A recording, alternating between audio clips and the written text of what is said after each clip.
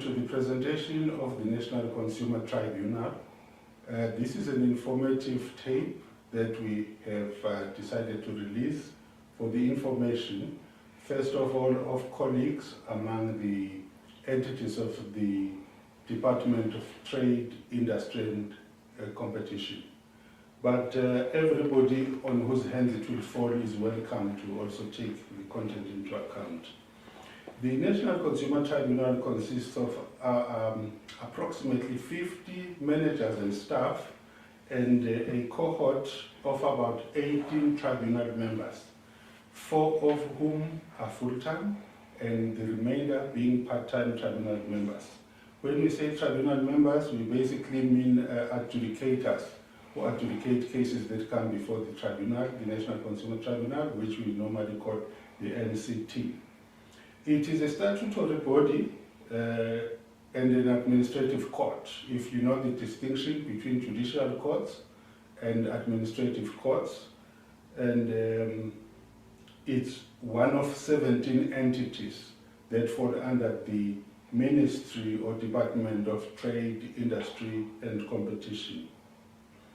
On the meetings of the clusters, of the cluster meetings of the 17 entities of the dti&c, there are quarterly meetings in which these entities share ideas and cross-cutting issues of common interest. And in the meeting that it had on the 18th of June 2021, it was so requested of the NCT, of which we are now representing, to share with sister entities the different ways and means by which the NCT has managed during the COVID period to double its output in some of its major works. The cases that take about 90% of the NCT's time and resources are the ones that were managed to double in that time, when money was scarce and the cases were shooting. We then decided to rather make a video instead of going around to the different entities or preparing for the next meeting, because that would just be insufficient information. But we believe that the video is going to enable our sister entities and any other interested party to actually have a look at it in their own leisurely time, as we know now that most of us work from home under the new COVID rules. My mask is off because I'm safe here. There is about 10 feet distance between me and the videographer, so there is safety there. We observe these, and because of that, we then all have to try and work a bit more smart and work virtually, work more from home, except for people like gardeners who can't work from home because they can't cut their own grass. Regarding the cases that come to the National Consumer Tribunal, you will find that cases come from the National Credit Regulator, NCR, the National Consumer Commission, NCC, debt counselors, and as watchers will remember, the debt counselors are counselors, they are not debt counselors, like some consumers tend to think when you talk about debt counseling. They think you're giving them people who will cancel the debt. About 25,000 cases per annum come from this stream, the debt counselors, who file cases at the NCT. And these are then the automated cases that the NCT has managed to push through an ICT system. They do auto-filing, and we do auto-allocation of cases, and then they get auto-adjudicated as well by our tribunal members from the other end. Some of the cases come from credit providers, depending on what they may be objecting to, and some of them come from suppliers who may also be objecting to one or another thing. And we have suppliers of goods and services. They also can appear, the NCT do appear. A lot of the time they are brought by complaining people, and a lot of the time they come themselves appealing or applying for this or that, like interlocutory applications. Also, individuals do appear at the National Consumer Tribunal, depending on the nature of the matter that they are dealing with. So these are the streams of cases. Most of the other cases from the other groups are usually opposed cases, where people have got to bring in their lawyers, attorneys, advocates, and fight the matter out, and the tribunal decides on the matters, like the High Court will do. You will also be aware that the orders of this tribunal have got the same status as those orders of the High Court, even though if people want to appeal externally outside of the tribunal, they can appeal to a High Court still. And the suppliers of credit, goods and services are usually the ones dragged to the tribunal, and then also can drag other people into it when they want. Now, we will focus mainly then on the 25,000 plus minus cases that come to the tribunal, which is what the automation has assisted us with. We have started virtual hearings even in the defended cases, the opposed matters, where the lawyers and attorneys and advocates fight it out. Sometimes individuals just represent themselves. But we are not concerned with that here, because even though we're doing those matters virtually, it means every tribunal member can stay at home, in their own home, and every lawyer can stay in their own home, and every person they're assisting can stay in their own home. And we have the hearings via Zoom and via Teams, those electronic platforms. Even though that is happening, it still resembles exactly when we are sitting in one room having that hearing. So there is no real magic there, except it saves on traveling, it saves on accommodation, and it saves on all these things about transcribing and other administrative costs that relate to that. But all the parties save on that score. But our focus for this presentation and where the efficiencies have been gained, it's on the 25 plus minus cases that come from the debt counselors. Now, you will remember that when a debt counselor gets approached by a consumer who feels that they are now being overwhelmed or they are on the brink of being overwhelmed by their debts, the debt counselor assesses that consumer and evaluates if they are over-indebted or not. If they find that this consumer is over-indebted, they have to make an application for the consumer to a magistrate's court, which then decides how to restructure the repayments for every one of the credit providers that are involved in that matter. But if the debt counselor finds that this person, and that's in terms of the law, the National Credit Act, I won't bother with sections in order to save technicalities on this. We want to run it as smooth as possible. If the debt counselor finds that that person is not over-indebted, but they're on the brink of being over-indebted, it means a little thing that can happen can tip them over, then that debt counselor is able to send requests of restructured repayments, lowered repayments over a longer period to each and every credit provider. And we know that credit providers consist of banks and non-banks who are all allowed and registered by the National Consumer Regulator as credit providers. And they then individually strike agreements with that debt counselor on behalf of the consumer. And once those are agreed, then the debt counselor puts in an application for the consumer, listing all the different credit providers that person is owing. They may owe 6, 3, 2, 1, maybe 17, 18 in some cases. It depends on each consumer. And then, but once those agreements have been concluded, then the debt counselor brings those to the tribunal, this tribunal, for adjudication. And that is basically mostly to make them orders of the tribunal. Why do they have to make them orders of the tribunal? Granted, when a bank, for instance, and an individual agree that for the repayment of your car, you are no longer going to pay us 5,000 a month, you will pay us 3,000. It is a binding contract. but it doesn't have the same force of a court order. But once they bring that agreement, that binding agreement to the tribunal, and the tribunal finds that it is in order to be made an order of the tribunal, then that binding agreement changes its nature. It now becomes an order, a commanding order of the tribunal. And as I've indicated earlier, those orders have got the same value and force as those of the High Court in terms of the National Credit Act.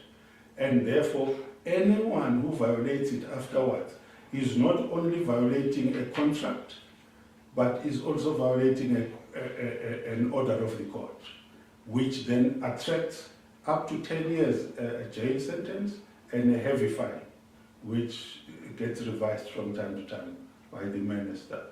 Therefore, we are not going to get into that so much, but that's to explain why people are flooding the tribunal with consent orders, as we call them. In NCT language, they are called DRAs, which are just debt restructuring agreements or applications.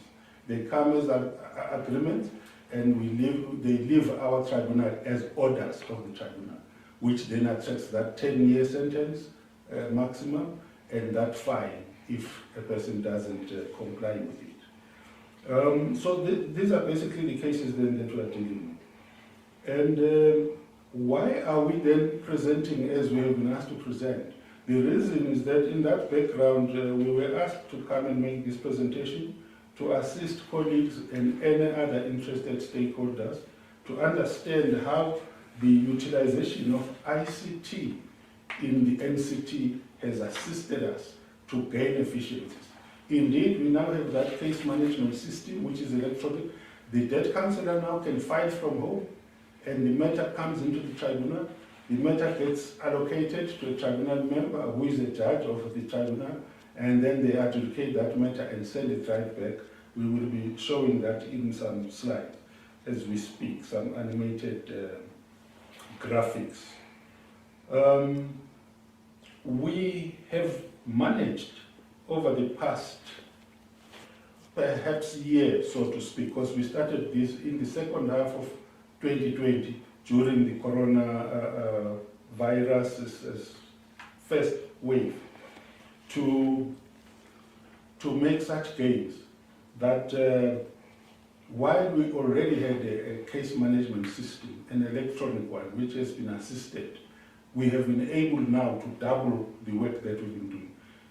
Advocate Simpson will talk just now after this clip about how much the gains were, like a jump from 40 cases per day per tribunal member for the same rate of pay to 80 cases per tribunal member for the same amount of pay per day, because of the ICT that has been improving over the years. Hello, I'm John Simpson. I'm a full-time tribunal member with the National Consumer Tribunal. Today I'm here just to tell you a little bit about the adjudication process and the improvements that we've made to the adjudication process of debt rearrangement orders. So just a quick overview. Debt rearrangement orders, we call them DRAs, are essentially instances where a consumer who's in financial trouble can't afford to repay his debts, then approaches a debt counsellor who is registered in terms of the National Credit Act. He approaches a debt counsellor with the hope that he can possibly have his debts rearranged so he can possibly afford to repay them. So what the debt counsellor does is basically go through his income and expenditure and can then make a proposal to his various credit providers to offer to repay less every month and have the interest rates possibly reduced as well. If all the credit providers then accept this proposal by the debt counsellor can then approach the tribunal to have this arrangement between the consumer and the credit providers made a tribunal order, which means all parties are bound by that agreement until the consumer is then able to settle all his debts. So if all the credit providers then accept the proposal, the debt counsellor can then file an application with the tribunal, which we call a DRA, or debt rearrangement application, and then hopefully have it made an order of tribunal. So essentially he files it with the tribunal. In terms of an application, he attaches all the consumer's information, and he attaches all the acceptances by the credit providers whereby they accept the proposal made by the debt counsellor. So essentially it's an online process. The debt counsellor fills in all the information, completes all the application forms, and attaches all the acceptances. Once this is on our system, it gets fed through to a tribunal member. The tribunal member can then assess the application and decide whether the order can be granted or not. Now, in the past, we had to open the application, consider all the information in there, and then look at the draft consent order that the debt counsellor has prepared, and then we had to compare all the information to see whether it's correct. Now, the challenge for the debt counsellor was that he had to take all the information from the acceptances and basically transplant all that information and enter it into our system so that it reflects in the draft consent order. Now, I'm sure you're aware it's very difficult to transplant financial information like interest rates, amounts, numbers, months, and so on, retype it all into a system that appears in a draft consent order. Now, the problem with that is that, as I say, the challenge was first for the debt counsellor to enter all that information on the system correctly and accurately. Then the tribunal member had to compare all the acceptance letters with the information in the draft consent order, make sure it's correct, and only if it's correct can the order then be granted. Now, this took a huge amount of time for a tribunal member. So a tribunal member had to go through, for example, 30 loan agreements and loan acceptances and proposal acceptances, and compare all that information with the draft consent order to make sure it matches. Now, it was obviously difficult for the debt counsellor to make sure that the information is very accurate, or that he transplants the information accurately, and it was also extremely time consuming for the tribunal member to compare all this information and to make sure it's correct. And very often the debt counsellor would make a mistake. So, for example, the interest rate would be 15% that was accepted, and then he enters 15.5% in the system. Immediately that makes the order incorrect, and we would have to reject it, and the debt counsellor would have to refile that entire application. So the change that was brought about by a new format consent order was essentially to use the acceptance letters as the actual order. So what basically happened is that we then took the cover page, that is our order, and all the acceptance letters are then attached to that order as proof of the agreement between the parties. Immediately when we do that, we remove this entire concept of the information that the debt counsellor had to enter on the system. It also removed all this comparison work that the tribunal members had to do. So what happened now is that the order is essentially just a cover page, a standard cover page, with all the acceptances by the different credit providers attached to the order. Now, this made it much simpler. So now the tribunal, firstly the debt counsellor didn't have to enter financial information on our system that then populates the draft consent order. He didn't have to do that anymore. And the tribunal member doesn't have to compare information anymore. So now we can simply go through the acceptances, make sure the interest rates aren't excessive or within the prescribed limits, ensure that the acceptance letters are for the consumer involved in the application. As soon as we've done those checks, we can then grant the order. So this has simplified the process and made it extremely more efficient and more productive. So in the past, what would happen, we would adjudicate on about 40 applications per day per member. That's as much as we could do in about 8 hours with all the checking involved.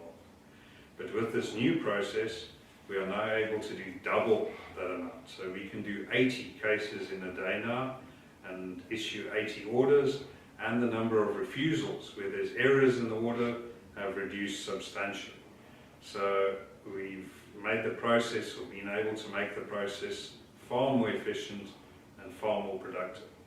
So we've essentially doubled our output from 40 cases to 80 cases a day, and with the costs remaining exactly the same. So we've doubled our output for the same cost. So we're very pleased with this new change that we've been able to develop. I'm sure, and I know the debt counsellor is also pleased with having to enter far less information in our system. So it's much quicker for them to file an application, much quicker for us to adjudicate on it, which has made the overall process far better for all our stakeholders, for consumers, for debt counsellors, and for the tribunal members. So we're very happy with this process, and we're certainly going to look at improving it even further in future. Thank you. With non-ICT aspects to make sure that while the money is going down that we have to use to adjudicate matters and the cases are shooting up, we are still able to produce during COVID times as if there is no COVID, or better than we did when there was COVID, which is where the combination of ICT and other interventions assist. You will recall also that in the NCT, the processes are governed by law. So you cannot just do as you please and say, I'll rush this and rush that. Even what you rush must be rushed within the confines of the law. The parties must still have their right of appearance and of defending matters. So you have the limitation of the law on the one side and you have the limitation of the money on the other. But the work is pushing you up to having to do more with less, and increasingly so. So the problem has then been that of the rise in caseload, the diminution of funding or stagnant funding, and the need to squeeze from both sides all the expertise that we command and the motivation that our teams actually hold. Our ICT people have been the best in the country in our own eyes, and hence the request from our sister entities to share how we manage to harness all of those. There will be some slides jumping in now showing you what we're talking about, but there is the filing party in those cases that we're talking about, the majority of the cases, who files from Purukwane or Nelspruit in Mpumalanga or Mthatha in the Eastern Cape electronically, and they type in one's information and it goes into the system, and it comes through our web, it goes straight into our case management system. So the servers collect it because the system is virtual, and then the registrar's office sees this and captures it, well, the system captures it, but the registrar's office is able to sort it out and allocate matters to different tribunal members according to what matters are outstanding in their plates at the time. And immediately those matters are allocated in the system by the registrar's office. They go to individual members in their own different homes.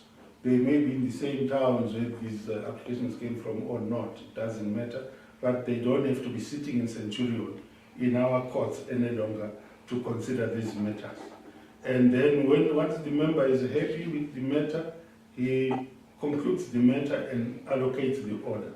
And it goes right straight to the person who filed it, whether it's a debt counsellor or any other party who sent a consent order to be made an order of the court, a consent agreement rather. And then that's how the system basically goes around from beginning to end.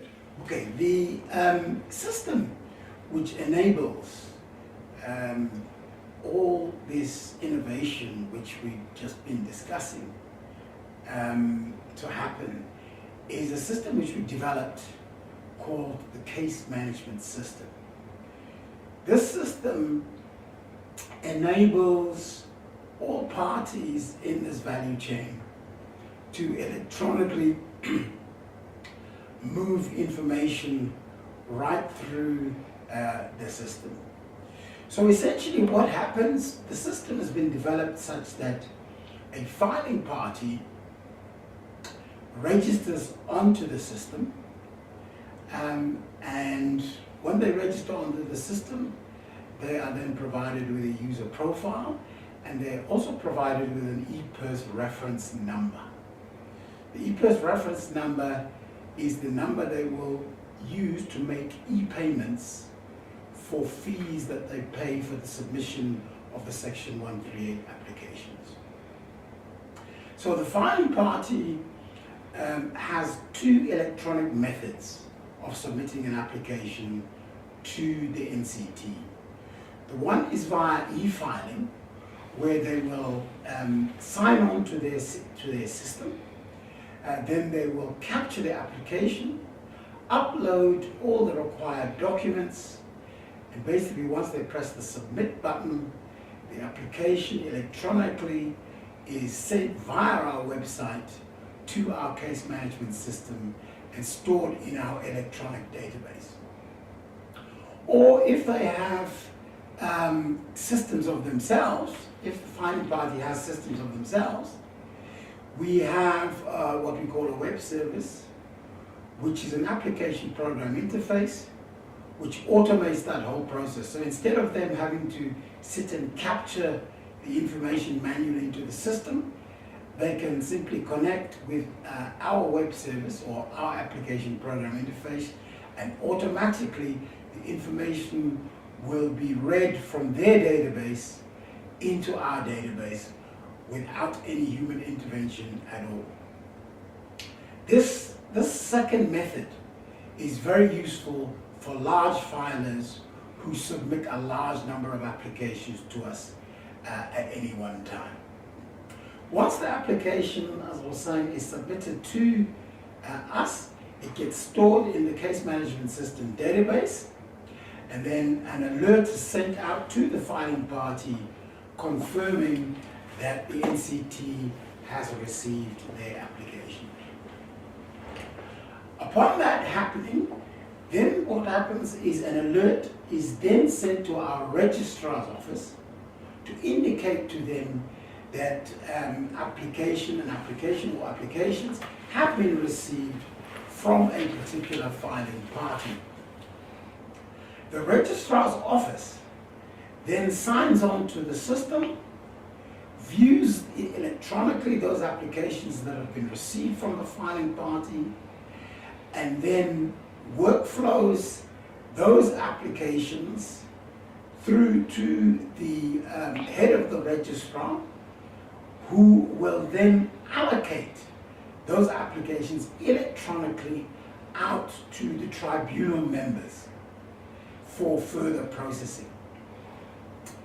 Once that is done, the applications are then electronically workflowed out to the tribunal members on the system, and an alert will then be sent to the tribunal members to indicate to them that they have Section 138 applications in their case management system user profile, which they need to process or adjudicate on. The tribunal member will then sign on to the system, view the applications from their user profile which they need to process, and then basically process those, review those, analyze those, and should all the information, the necessary information be there in terms of the correct application details, along with all the credit provider information, filer information, debt counselor information, as well as the acceptance letters, then the tribunal member will electronically grant the order. If, by the same token, on the system, the tribunal member, after analysis, finds that there are certain aspects of the application missing, for example, maybe there's a missing acceptance letter, then electronically the tribunal member will be able to refuse the order. When the tribunal member either grants or refuses this order electronically, an electronic order is then generated by the system in that context, and then that electronic order can be viewed by the tribunal member, and then they issue out that order back to the filing party. The issuing process again is electronic. It happens in real time. When the tribunal member issues that order, it automatically goes out to the associated filing party, who will get an alert on their system to say that they have now received the finalized order for the application. They can then sign on to the system of the filing party and find the process, either the granted or refused order. So essentially that whole value chain is electronic and happens in real time. Thank you. Debt counsellors can only just take the applications, which is the front pages of the application to the tribunal, like any other court application, and then, but instead of populating it with the draft order, which is time consuming and consumes time of the debt counsellors, time of the registrar's office, and time of the tribunal members, now they just attach to it the actual agreements that come from credit providers, in which they agree to the restructured amounts. So we don't have to check dates, amounts, and all of that. We just check that the attachments are there, they are corrected, they are the ones dated, and the system picks that up and it puts it in the application. Instead of having a table listing them, you have they themselves becoming part of the body of the judgment or order, as it were. And then the electronic approval is swift, it's quick. The only time any work is done is when the debt counsellor scans those documents in. Once they're in and they're part of the one application, then it means they're now in the system. And we all consider them throughout until they go back to the debt counsellor as orders of the tribunal. And now the electronic refusal also works in the same way. For instance, the tribunal members, it takes them now a shorter period to check. Are there signatures? Are those things dated? Are those, they check the regularity, authenticity of the documents that have just been scanned and came in.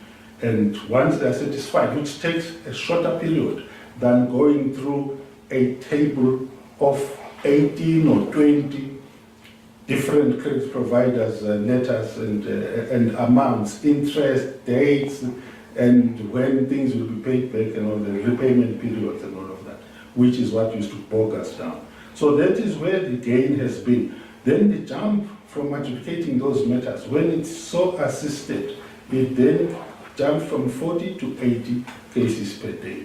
And that is what this whole celebration is all about. The legal compliance is sacrosanct in cases of tribunals and courts, because they cannot afford to have irregular orders of the courts. It would be like the courts ordering people to commit crime.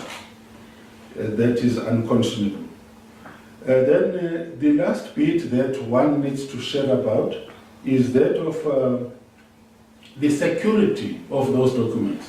You will wonder that if different letters from different banks, for argument's sake, are attached and are made part of the body of an order of the tribunal, how does that work? Is there no danger that people will insert different additional agreements after the matter has been to court or the tribunal? The answer is no. We have made sure that as the system chunks out these orders, every page that is part of that order is watermarked, every page. And it's watermarked with the case reference of that particular case. So every page, every one of those scanned documents, the system puts a stamp on them that is a watermark to make sure it's part of this. and the documents are converted into PDF formats, so that PDF format doesn't allow any other addition. And the pages are so numbered that you will find, for instance, that the first page will say page 1 of 18, page 2 of 18, page 3 of 18, so that it locks everything within that. And nobody can then insert anything. And yeah, so each letter of acceptance by the credit provider appears as a page of the order. And it is a smooth process because you don't have to check dates and all of that they are captured. They don't have to be captured. They bring themselves. It's like if I bring the exhibit, I don't have to then capture it somewhere. And you don't have to check that this thing that's listed here is the one that's appearing before me, because you're dealing with the thing as it appears before. And that's what has smoothed the system for us. So what does that mean? It means that our ICT, world class as it has been assisted now by content users, because they are consultants of the tribunal members, if you like, and other stakeholders in the system. So, but they have been able to make things happen in such a way that as the content owners own and change what within the law and change what needs to come in to be approved, because they can produce anything. We always say to our ICT guys, they are basically the new magicians. They are the new priests of the new order, in that you can order anything and they'll produce it. But you have to order the right thing. Because they say garbage in is garbage out. So if you ask them to bring you something and you still do it differently, you don't benefit. The one allegory that we like to use is that of a village person who is carrying a box of merchandise, and they go to a bus station, wait for the bus stops. They are carrying their bag on their heads. And when the bus lets them in, they sit in their chair on the bus with their load still on their heads. That is what has been happening when we have been finding ourselves having an electronic system, world class, doing anything you can tell it to do, but still typing in things, still checking things with our human eye.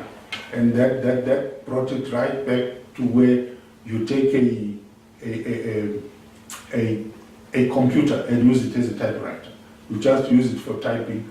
You don't let the computer do the calculations for you. You still calculate by hand and come in and write the things in the computer when the computer can do so much more. So that is where the gains have really been.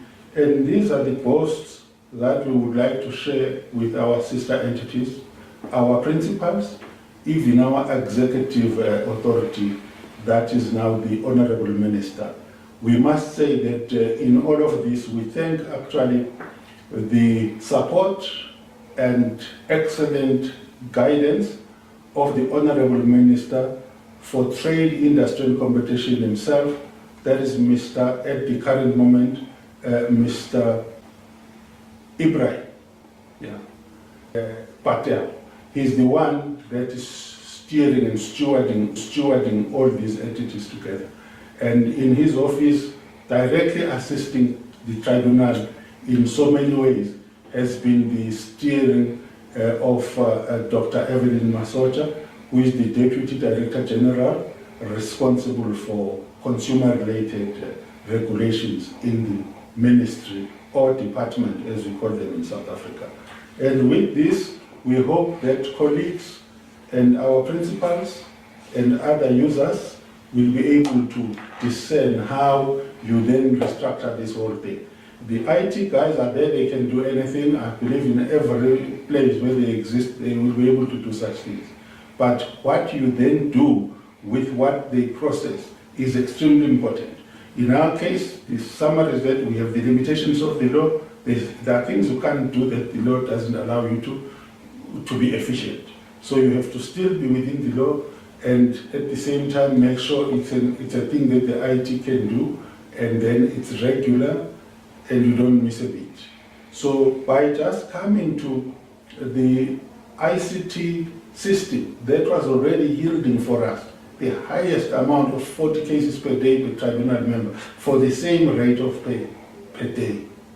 We were able to jump to 80 per day because of reframing what the ICT system now contains.